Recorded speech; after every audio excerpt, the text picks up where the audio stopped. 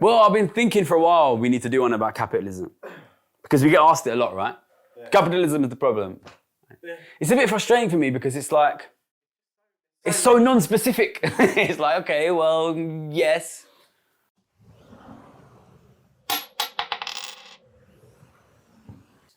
Problem with capitalism is different people have very, very different ideas of what the word means, right?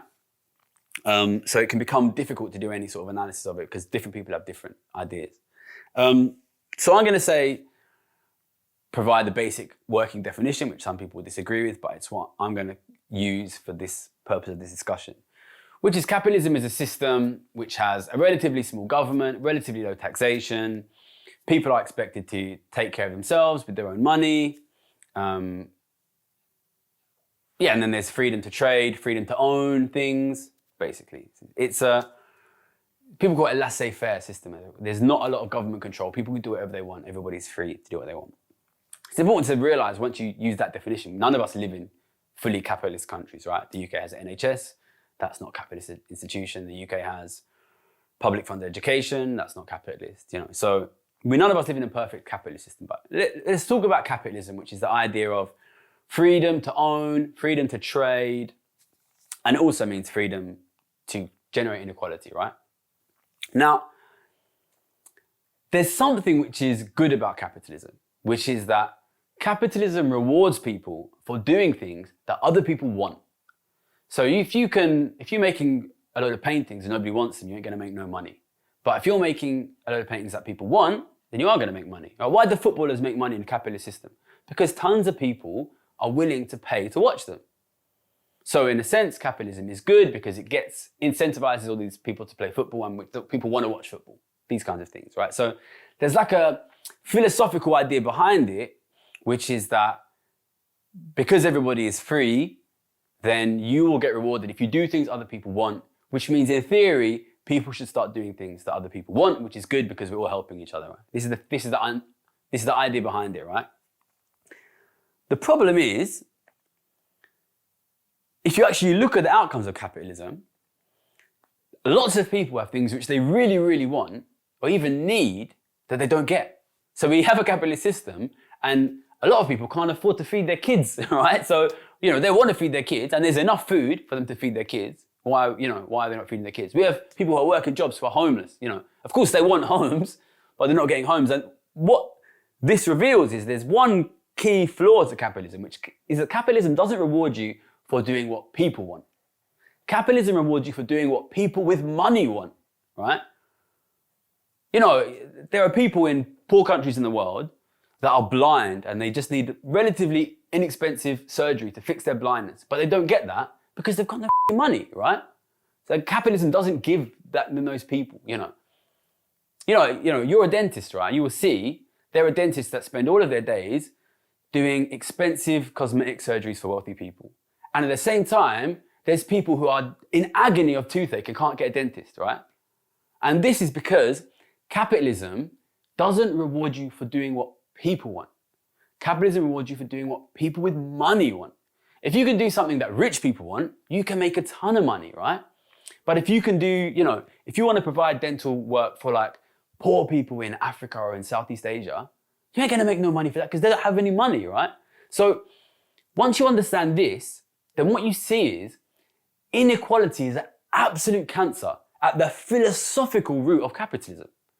Because if you have broader equal society, then it works, right? Because everybody has money, so you should do the thing which lots of people want. But once you have inequality, then it doesn't matter if 99% of people hate something.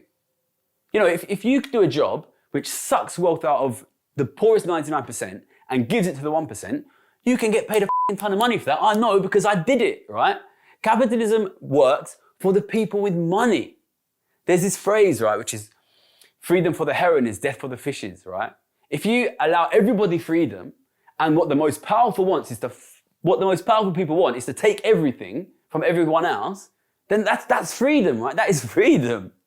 The problem is capitalism is great when you have a broad distribution. And even then, it's not necessarily great, right? If you look at, for example, the US is a very capitalistic economy for a long period of time, right? And it had a lot of resources, so it did provide a great standard of living for a lot of people. Not if you're black, right? See, if there's groups of people that don't have any wealth, then they will not get well served under capitalism. And then if you make it really unequal, then that can be 95% of people that don't get served under capitalism. You see what I'm saying? So capitalism works philosophically, theoretically, when everybody has money, when everybody has wealth. But we're moving towards a situation. That is why capitalism works relatively well in Western Europe and did for the last 70 years.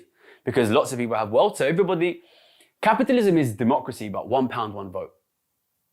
You see what I'm saying? So if everybody has equal amount of money, then everybody will get a decent amount of what they want.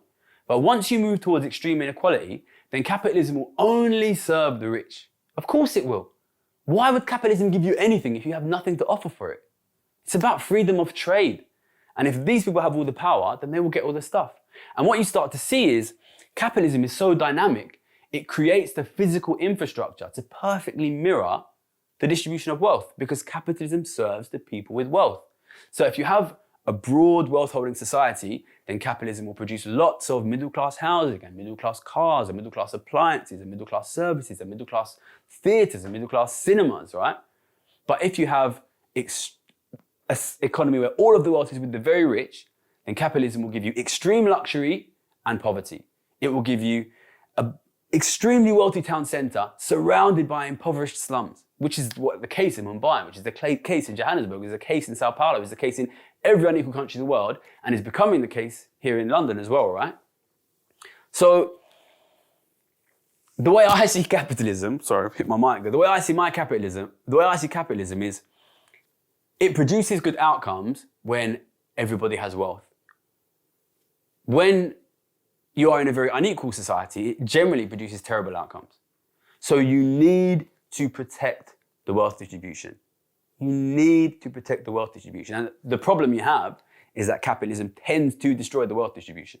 So I'm not saying I'm anti-capitalist. To me, I think you bring me a car and the car's not working, I'm not going to tell you I'm anti-cars. You know, I have studied this system. It is broken in a specific way that I think is fixable. I know there'll be people out there and say, no, the capitalism is broken, we need to destroy it, we need to bring it in. Okay, that's fine. Yeah. Show me the blueprint for the new society. I'll have a look. At the moment, I don't want to prevent this disaster from happening. And it's the problem that we have right now is, what is most frustrating is the problem is so fixable. The problem is so fixable. It is a problem with the wealth distribution. We fix the wealth distribution, we fix the problem, we can see a massive increase in living standards. A massive increase in living standards. You don't fix the wealth distribution, you won't fix the living standards. So for me, you need to protect the distribution. It's a simple, and we're not doing it. And you know, like, if people want to have a discussion about what is the ideal system, you know, is capitalism the best system? Could we have other systems? We can have that discussion. But at the moment, the system that we have is falling off of a cliff. And I would prefer to prevent that disaster from happening first. Because if we don't do anything about what's happening now, it's going to be real, real bad. It's going to be real, real bad. And there's this phrase, you know, don't let the perfect be the enemy of the good. You know, we're in a situation, but I would say don't let the perfect be the enemy of preventing the collapse of society at this point. That's what we're looking at. That's what we're looking at. So listen, let's fix the problem that we have, and then we can talk about, is there a better way to do this? Is there a better way to do this? But listen, I'm not a philosopher, you know. I just don't want things to be really, really shit. And they're going to be. And we can stop them if we fix the distribution.